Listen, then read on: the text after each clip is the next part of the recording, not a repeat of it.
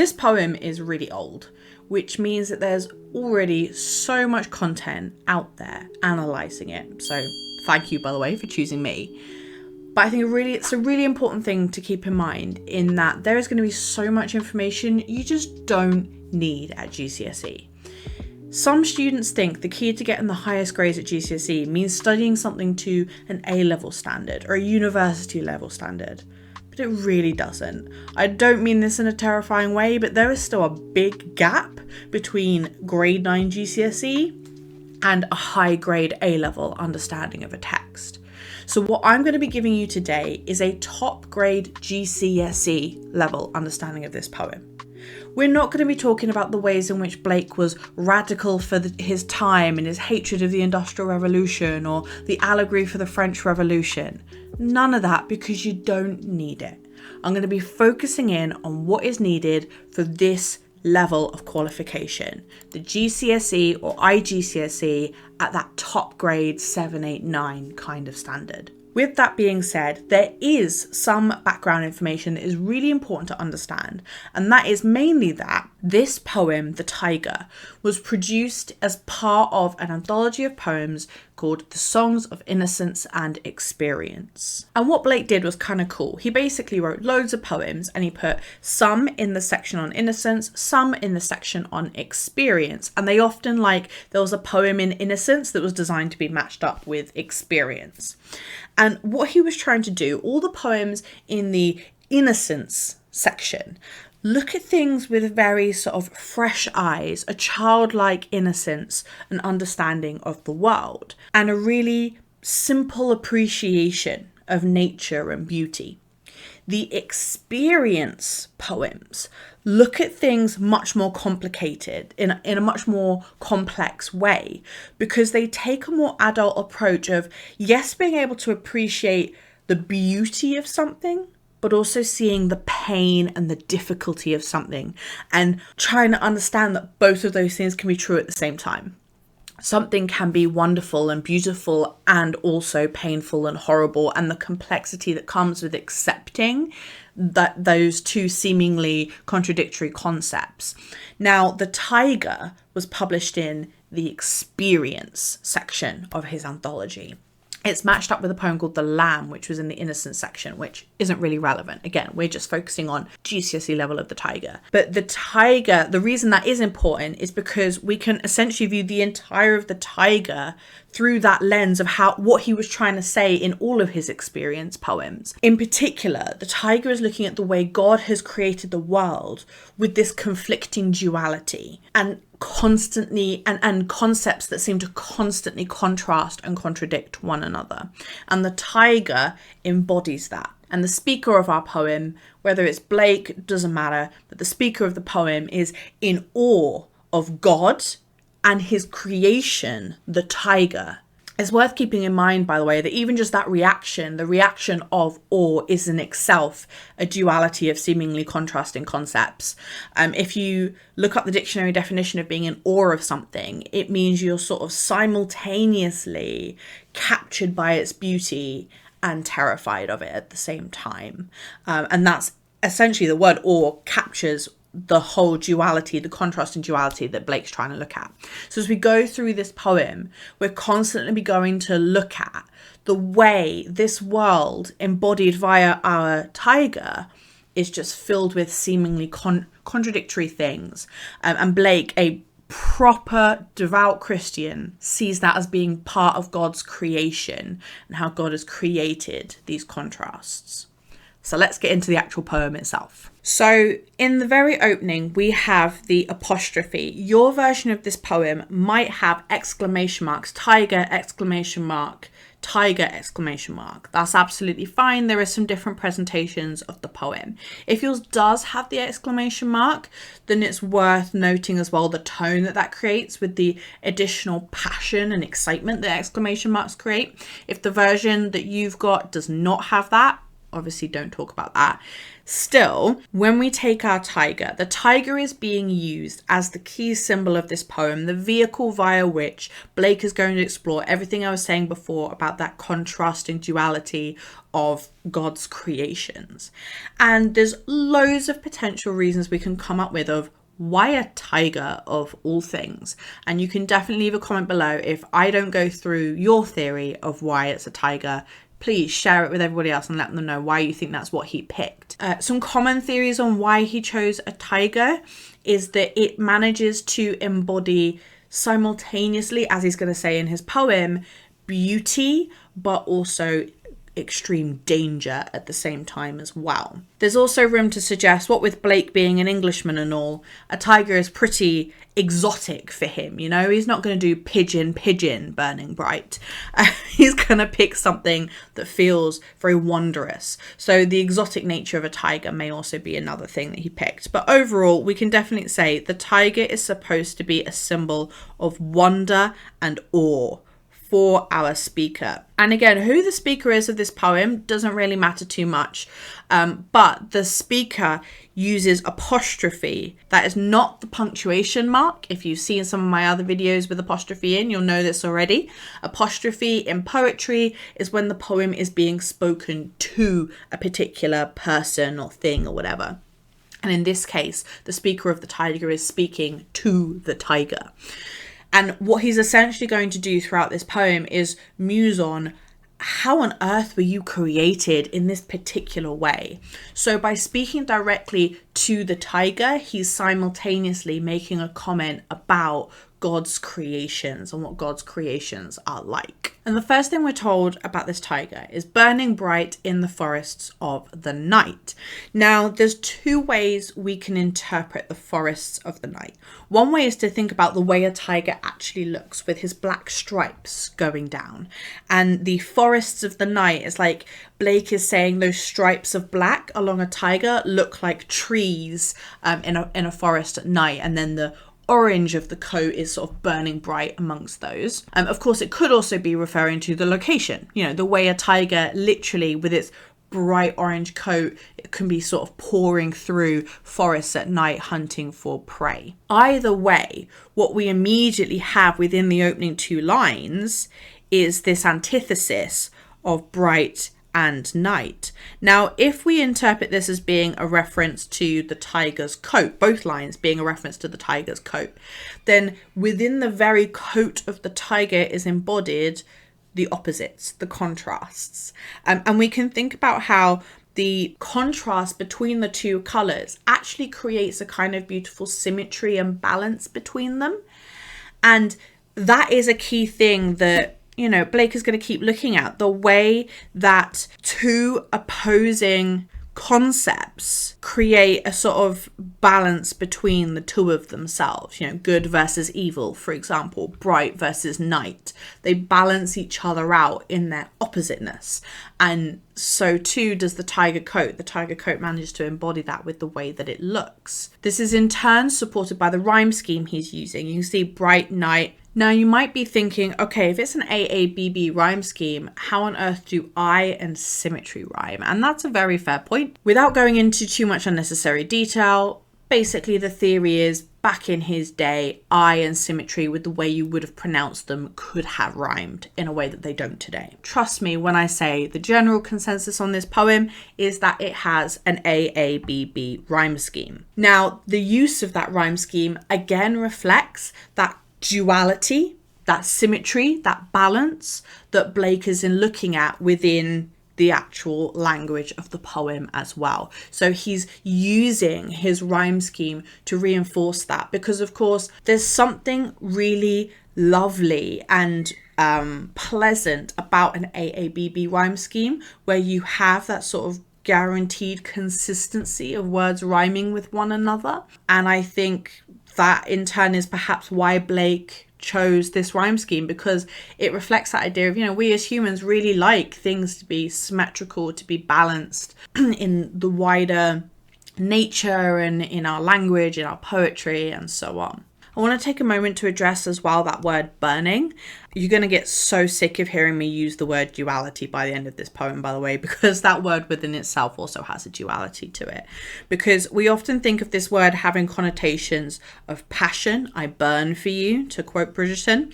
But it also, if you think of burning in terms of fire, can suggest danger as well. And that's a really common duality, isn't it? If you think about like the color red as well, has that same idea behind it. So it's like our tiger, just in the very way that it looks, has something in the way that its colors stand out that make it simultaneously come across as incredibly, we can take passion to be more like vivid, striking, but also dangerous because it's a tiger. When we go to our last two lines of this stanza, what immortal hand or eye could frame thy fearful symmetry? So the immortal hand or eye. The immortal, of course, creates the idea of something beyond human limitations, an allusion to God and his creations.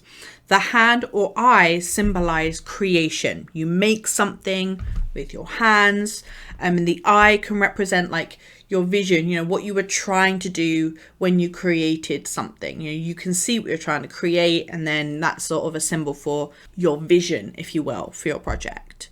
So what immortal hand or eye, what like of God's creation. Now, I'll come back in a second to why he hasn't said what God's hand or eye could frame thy fearful symmetry. Frame is like to capture it, right? To make it. And then thy fearful symmetry, we've just talked about the symmetry in the way his coat looks. That's what it's referring to. And the fact that he's prefaced that with the adjective fearful evokes that tone of awe. Because if you think about it, he's just been talking about like the burning bright and like the beauty, the vividness of that. And then now we have fearful, terrified at the same time. We're getting that tone of awe coming through. But the key thing, if we take this line all together now and piece together those three different things, what he's essentially saying, if I was translating it into more modern English, what does it tell us about God that he could create that? That's essentially what Blake is saying. What kind of immortal hand or eye could make something of such beauty, symmetry, danger all at the same time? So while yes, he is in awe of the tiger, he's also in awe of its creator. And essentially it's this idea of like the tiger is a symbol of wonder and awe of God, because it's that idea of what the art looks like in some way has a reflection of the artist. The creator is reflected in their creation. So if God made the tiger, what does that say about God? The key thing though, the frequent use of the interrogatives that we're going to see throughout this poem, Blake doesn't have an answer to that question. He doesn't know what it says about God, but he's putting forward the thoughts. And in a way, that's what gives him the awe, is that sort of mystery that surrounds the creator, that we see his creations, and yet we cannot know the creator in that same way. And so the interrogatives reflect that mystery, that uncertainty around God and everything he's done. In our next stanza, in what distant deeps or skies burnt the fire of thine eyes? Translation: where has this ferocity in you come from, Mr. Tyger? The fire of thine eyes is how we know it's talking about the ferocity of the tiger. The fire is being used as a symbol for the ferocity. And it's all the same that we've said already, right? Like fire evoking images of passion, but also great danger as well. And the fact that it's in its eyes, the eyes being a symbol of one's inner character. Now, in thinking about where that had come from, we have another use of antithesis, because we've got deeps, like deep oceans, versus skies. And also you've got this adjective as well of distant. Now, I think that the point of distance is because it literally means something far away.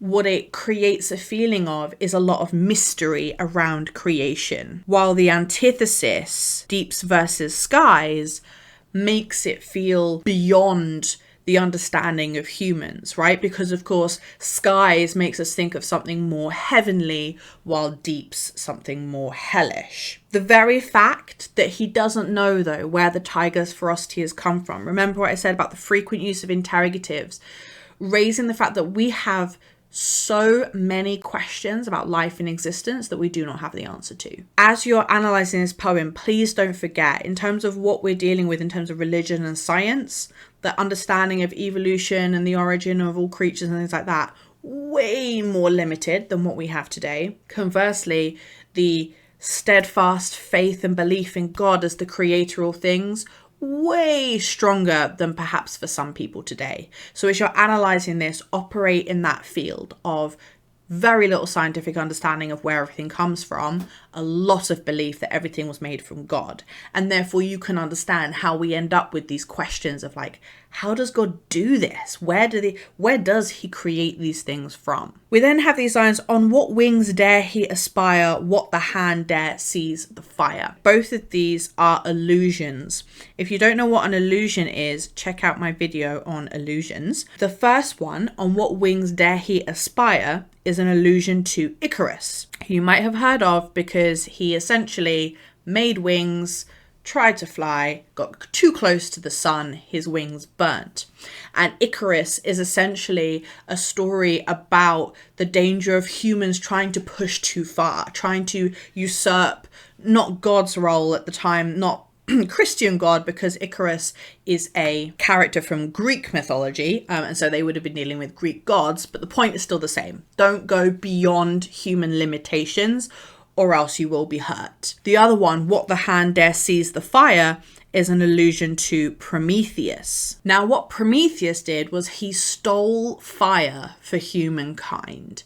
And he needed the fire. He'd like molded man from water and earth and created like a clay, and he needed fire in order to bring that clay to life. So fire has a general deep symbolic meaning of creation, but also what the hand dare seize the fire as an allusion to Prometheus is reflecting this idea of who would dare to try to take power from this great immortal being that created something like the tiger. The tone of awe that we have here is an awe of God and his power, and because of a sort of shock at who would attempt to go against it. And he's really recognizing the limitations of human power. Limitations in the sense that, you know, if Icarus and Prometheus are representative of humans and all our limitations, then we could never hope to actually reach the level of God himself and his creations and power. To come back to what I was saying a minute ago about fire being a classic symbol for creation as well, because again, linked to that Prometheus story, there's a duality within fire. We've already talked about its duality in terms of, you know, passion, beauty, but also danger. But there's also a duality in terms of fire being seen as something that creates and can cleanse. You might have heard in religion sometimes talk about like the cleansing fires, burning away sins and things like that. But you also have with fire destruction as well, and destroying things. And fire manages to simultaneously be both. The reason I think it keeps being used throughout this poem, there's a lot of fire imagery throughout this poem with the burning bright fire of his eyes that's used multiple times, is because it again embodies that duality of creation and destruction at the same time. Next stanza. And what shoulder and what art could twist the sinews of thy heart? Now this stanza is all about thinking more about the actual moment that the tiger was created. And it's going to come back to that idea of what I was saying before of how the creation says something as well about the creator, because it's what shoulder, what art could twist the sinews of thy heart. So what shoulder, it's referring to the strength and power that it takes to create something, while the art is the skill and the craftsmanship. And our speaker is again just in awe of that talent of that creator, of having the level of power and strength, of having the skill and craftsmanship to be able to create something as amazing as the tiger, because the twisting the sinews of thy heart, that imagery is designed to make us really think about the intricacy of creation. Because a sinew, first of all, by talking about something that's internal, the heart, and then within the heart talking about the sinew, something such a tiny aspect of it, is making us think about the complexity, the intricacy of God's creation. Because again, remember, we're dealing with a world in which God made everything. So God made all that complexity of, yes, the tiger, but also everything else as well. I think the use of the dynamic verb in twist is really important as well in making us think about the act of creation, because that is what this stanza really wants us to do, is think about the power, the strength, the skill in the act of creation. Now in our next lines, what dread hand and what dread feet? Dread means fearsome. So if when thy heart began to beat is talking about when the tiger finally came to life, what dread hand and what dread feet is reflecting on who was it that fearsome creature that made you with their hands. And also the what dread feet is possibly about like was able to move around you and be present around you at the same time, with feet symbolizing movement. And both of those are about reflecting the fearsome power of God, the one who brought life to that tiger must be terrifying. So that use of what in the interrogatives, just as it did earlier in what immortal hand or eye, that what is about making us think about what does that tell us about the creator that they were able to bring life to this tiger. Remember though, the interrogatives mean we don't know the answer to that question. Ultimately, this poem is about showing that creation is this unknowable, enigmatic thing where we know things are created, but we can never really truly understand how. And that is part of where the awe comes from, that mystery of how is it all really created. Now our next stanza is a sort of musing on what was used to create you. And so Blake uses metonyms for a forge: hammer, chain, furnace, anvil. If you're not familiar with what a metonym is, you can check out my video for that. But essentially, these are all words that we associate with a forge. Now, the forge is a classic traditional symbol of creating something because it links back to smithying. But at the same time, I think that use of human apparatus in the creation is important because, you know, his phrasing is what the hammer, what the chain. He's simultaneously using human apparatus to kind of explore the idea of how exactly were you created. But by using the interrogative what, it represents this limitation of human understanding, right? We can't comprehend what kind of hammer, furnace, anvil, chain could possibly lead to the creation of a tiger. So it's like, because of our limited human understanding of creation, we need to think about things in the way we understand, which would be items in a forge. We understand how you can create things in a forge. And yet at the same time, that doesn't seem to meet with and confuses us with the much more complicated creation of things like animals, like a tiger. So as I keep saying time and time again, because this poem essentially has the same ideas, just really consistently explored the whole way through, it's that awe of how has God done this? Because we as humans, we are limited in our capacity to be able to understand that. The reference to the brain is just, I think, very similar to what I've already said about twisting the sinews of the heart. It's an image that's designed to really make us think about the minutiae of creation and all the many different aspects that God has to create. That being said, I don't think it's an accident that he picked heart and brain. If we think about the classic symbols of heart over head, God has created the tiger's heart, God has created the tiger's brain. And therefore, if we think of heart as a tiger's emotions, brain as the way a tiger thinks, essentially what Blake is exploring is the essence of what makes something a tiger. The way it behaves, the way it approaches things, the way that it thinks is itself a creation of God. Because again, there is that question. If that's the way a tiger has been made, what does that tell us about the one who made the tiger? So by choosing heart and brain, Blake is making us think about the essence of what makes something a tiger, not just in its coat of the burning bright in the forest of the night, but also in the way that it thinks and feels and behaves, and that God is in the very essence of who we are in our creation as well. Now, this line about what dread grasp dare its deadly terrors clasp. So the deadly terrors is alluding to the danger of the tiger. And yet, what dread grasp is referring to the one that created the tiger has a hold of it, because, they're creating it. Again, thinking about our forge imagery, you'd be holding something and hammering away at it. What our our speaker is wondering is, again, what kind of creature could hold on to that terrifying creature. Notice with a clasp. Now, clasp has denotations of being a tight grip of something, which gives connotations of like mastery and control over something.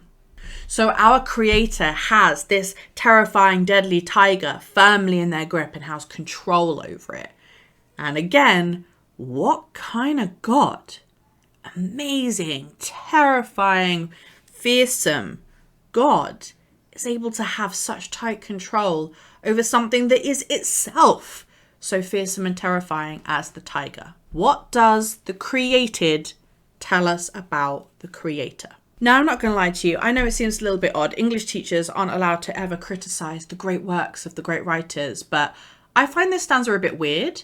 So I'll give you my interpretation of it, but by all means, if you have another, share away. When the stars threw down their spears and watered heaven with their tears. Essentially what I think Blake is saying here, so he's imagining that the celestial beings of heaven have seen this creation of the tiger and just been like, oh, well, we give up, we surrender. God, you are too, look at this thing, look at your creation. It's so it's like the celestial beings as represented by the stars, them throwing down their spears is an imagery of surrender. And then water heaven with their tears, it's like they're overwhelmed with emotion, which if you think about it is essentially the sensation of awe that our speaker is experiencing.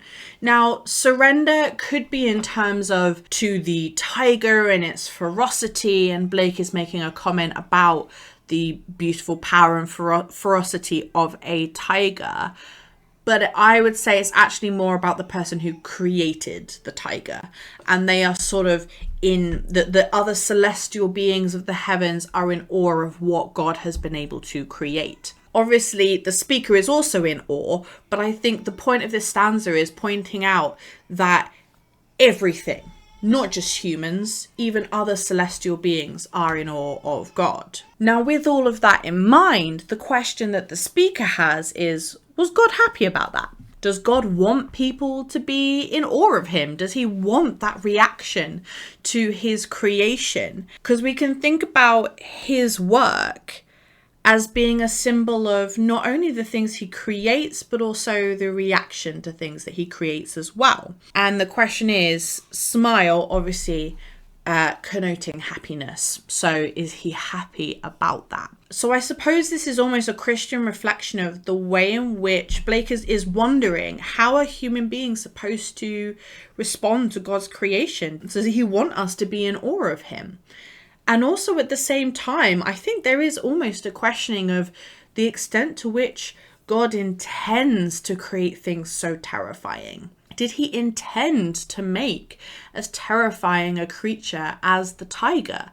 And that's, I think, more posed in this next question. Did he who make the lamb make thee? Because, of course, a lamb is in many ways an antithesis of the tiger. I should say, by the way, I've said the word antithesis so many times. I have a video on antithesis as well, if you're not sure with what that means. But it's the opposite, right? It's the opposite of the tiger in terms of being all about innocence. It's, of course, also a reference to the companion poem to this poem of the lamb. But don't worry about that. You don't need to go and analyze the lamb in order to understand the tiger. You just need to know, tigers and lambs are opposite in terms of threat level, in terms of danger and so on. So he's musing out loud. Is it just one creator who is able to make such different things, something like the lamb and something like the tiger. We go now to our last stanza, which is a refrain. That means a repeat of the stanza that we had in the very beginning. However, there is one difference, and it's a really important one. In the first stanza, that was could. What immortal hand or eye could frame? So it was more of a question around who could possibly do something like that. By changing it to who would dare, it's doing a couple of things. First, it shows that over the course of our poem, our speaker has gained an almost enhanced awe of the tiger's power, because it's like who would even take the risk of trying to capture, not in the sense necessarily of creation, but even just to look at this tiger and frame its symmetry in your eyes, be able to see it in your eyes. Now, when I have just said that it's not just about creating something, that's what I think is the other significance of this change, because it's not just looking at God's role in terms of creating it, but I think there is also looking at the artist's role.